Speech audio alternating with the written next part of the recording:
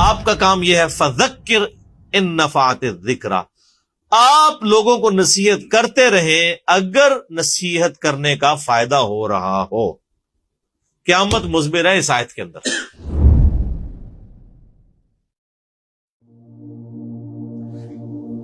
کہ نبی علیہ السلام کو کہا جا رہا ہے کہ آپ نے سمجھانا اس صورت میں ہے جب آپ کو نظر آئے کہ سامنے والا بندہ بات سن رہا ہے اور سمجھنا چاہتا ہے، اور اگر نہیں سمجھنا چاہتا تو آپ نے نہیں سمجھانا اس کو۔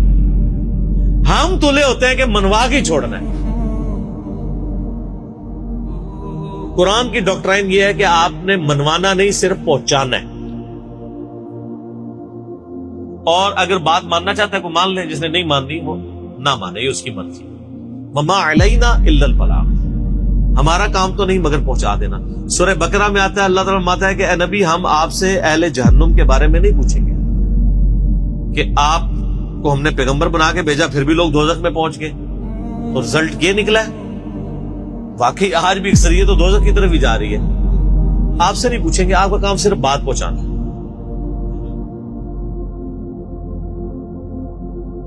تو عقل والے سے مراد ہر وہ انسان جس کی عقل سلامت ہے، وہ پاگل نہیں ہوا، اور جو اپنی عقل کے ہوتے ہوئے اپنی عقل کو استعمال نہ کرے تو اس کو اللہ تعالیٰ نے قرآن میں کہا ہے یہ جانور سے بھی بدتر ہے۔ جی سورۃ الاعراف آیت نمبر 179، وَلَقَدْ ذَرَأْنَا لِجَهَنَّمَ كَثِيرًا مِنَ الْجِنِّ وَالْإِنسِ، ہم نے جنوں اور انسانوں کی اکثریت پیدا اس لیے کی ہے، الٹیمیٹلی انہوں نے دوزخ میں جانا۔ وَلِعَوْذُ بِاللَّهِ تَعَالَى اللہم اجرنا من النار، اللہم اجرنا من النار، اللہم اجرنا من النار، آمین۔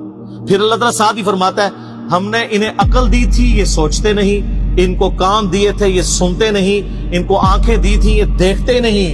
عبرت والا دیکھنا، اولئک کالانعام بل ہم اضل، یہ جانوروں کی مانند ہیں بلکہ ان سے بھی گئے گزرے ہیں جو اپنی عقل کو، کانوں اور آنکھوں کو استعمال کر کے حق بات تک پہنچنے کی کوشش نہیں کرتے۔ طٰہٰ ما انزلنا علیک القرآن لتشقیٰ الا تذکرۃ لمن یخشیٰ، قرآن ہم نے اس لیے نازل نہیں کیا اے نبی کہ آپ مشقت میں پڑ جائیں، یہ تو نصیحت ہے جو بات قبول کرنا چاہے اس کے لیے۔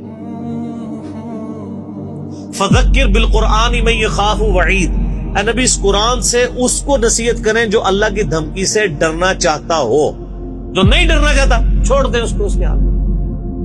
یہ بڑا امپورٹنٹ ٹاپک ہے قرآن کا، یہاں پہ لوگ زبردستی کر رہے ہوتے ہیں، اور قرآن کہہ رہا ہے کہ آپ نے بس صرف دعوت دینی ہے، قبول کرتا ہے کرے، نہیں کرتا چاہے دفاع۔ اللہ بے نیاز ہے نا۔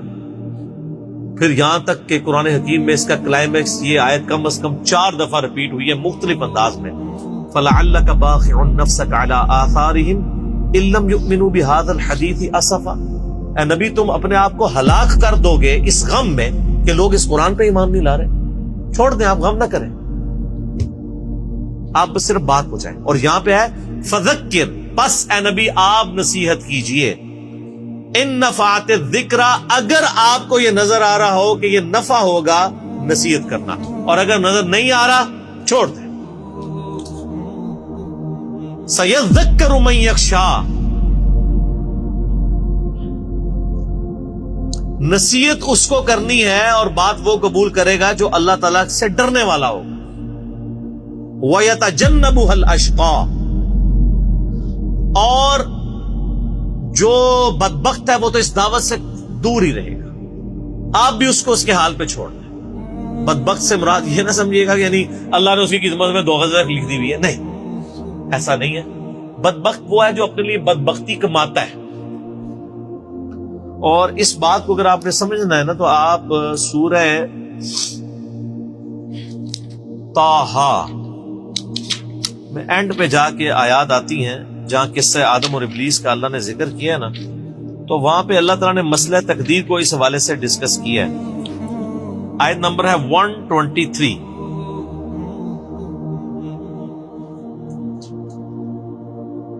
آپ کے یہ بلو والے قرآن میں پیج نمبر ہے 321، اور نیچے سے یہ 6 لائن ہے، قَالَ اهْبِطَا مِنْهَا جَمِيعًا،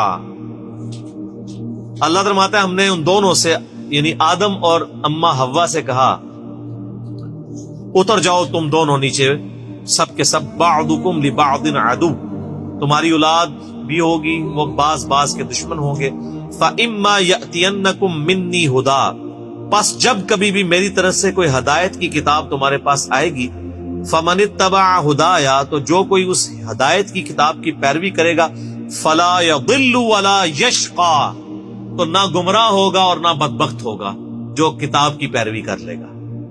تو اس کا کیا مطلب ہوا؟ اللہ تعالیٰ کہہ رہا ہے کہ اے اولاد آدم، جب کتاب آئے گی نا تو جو اس کی پیروی کر لے گا وہ نہ گمراہ ہوگا نہ بدبخت ہوگا. اور یہاں پہ آ رہا ہے کہ آپ اس کو اس کے حال پہ چھوڑ دیں جو بدبخت ہوا ہے. مراد یہ کتاب ماننا ہی نہیں چاہتا. الذی یصلی النار الکبری، اس بدبخت کو تو ہم اس بڑی آگ پر پیش کریں گے. اس کا علاج تو ہم نے کر رکھا ہے آخرت میں. ثم لا يموت فیہا ولا یحیا، پھر وہ اس آگ میں نہ زندوں میں ہوگا نہ مردوں میں. یہ ہے جناب اللہ کا غصہ. موت آئے تو کام ہی تمام ہو جائے نا. قرآن میں آتا ہے نا، اللہ تعالیٰ آتا ہے کہ سورہ فرقان میں کہ آج ایک موت نہیں کئی موتیں مانگو، موت نہیں تمہیں آئے گی. صحیح بخاری میں حدیث ہے، قیامت والے دن میدان محشر میں لا کے نا موت کو مینڈے کی شکل میں ذبح کیا جائے گا. جنتی پریشان ہو جائیں گے اور جنت کے وہ کنارے پہ آئیں گے کہ پتہ نہیں کیا فیصلہ ہونے لگا ہے. جب آواز دی جائے گی نا کہ آ جاؤ، اب یہ ایک میلہ لگنے لگا، وہ دیکھو. جنتی پریشان ہوں گے ہمیں کہیں جنت سے نکال نہ دیا جائے، اور دوست کی خوش ہوں گے کہ شاید کوئی ہمارے نکلنے کی سبیل ہونے لگی ہے. جیسے ہی وہ کناروں پہ آئیں گے میدان محشر میں مینڈے کی شکل میں، موت کو جب قتل کر دیا جائے گا تو اللہ تعالیٰ فرمائے گا کہ اہل جنت کے لیے خوشی کی بات ہے کہ اب ان کو موت نہیں آئے گی. موت ہی ختم کر دی. کریٹر آف دا یونیورس نے موت کو ہمیشہ کے لیے ختم کر دیا. اب اللہ بھی ہمیشہ کے لیے اور آپ بھی ہمیشہ کے لیے. واہ جی واہ. اللہ اکبر کبیرا والحمد للہ کثیرا وسبحان اللہ بکرۃ واصیلا. اور جہنمی مایوسی میں ان کی اضافہ ہوگا کہ اب تو موت آنی ہی نہیں ہے، ہمیشہ کی ناکامیاں ہمارا مقدر ہوگی. اللہم اجرنا من النار، اللہم اجرنا من النار، اللہم اجرنا من النار، آمین.